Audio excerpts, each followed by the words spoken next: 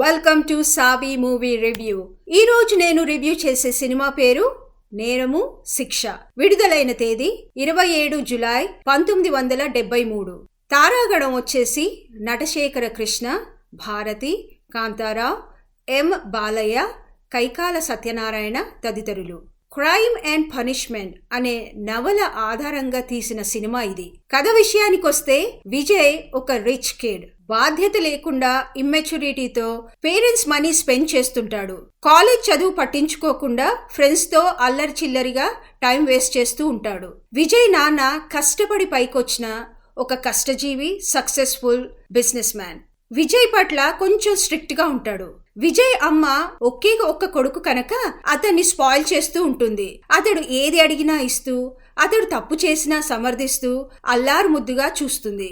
తండ్రి స్ట్రిక్ట్ గా ఉండడం వల్ల నాన్నంటే నచ్చదు విజయ్కి. ఒకానొక సమయంలో కార్ రేస్ చేస్తూ విజయ్ వల్ల 2 కుటుంబాలు చెల్లాచెదురవుతాయి. ఒకతను చనిపోతే ఇంకొకతను కళ్ళు పోగొట్టుకుంటాడు. ఆ విషయం తెలుసుకొని తండ్రి కొడుకుల మధ్య మాటామాట పెరిగి విజయ్ ఇల్లొదిలి వెళ్ళిపోతాడు. అప్పుడు అతడికి జీవితం పాఠాలు నేర్పిస్తుంది. రిచ్ కిడ్ కాదని తెలియగానే మనుషులు తమ రంగులు బయట పెడతారు. ఇదే క్రమంలో తన వల్ల కష్టాలకు గురైన కుటుంబాన్ని తను ఆదుకుంటాడు.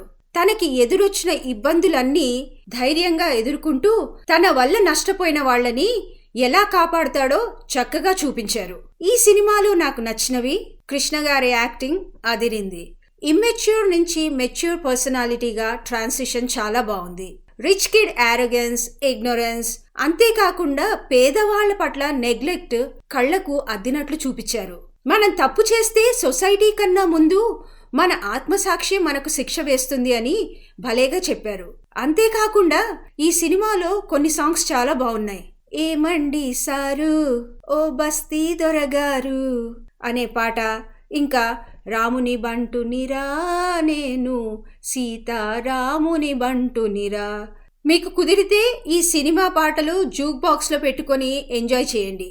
ఇక ఈ సినిమాకి నా రేటింగ్ వచ్చేసి 4.5 out of 5 stars. పిల్లల్ని పెంచడానికి ఒక కుకీ కటర్ సొల్యూషన్ అంటూ ఏదీ లేదు.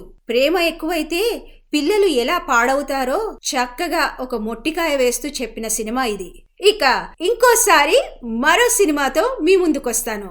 వింటూనే ఉండండి Savi movie review. My Media, the voice of India.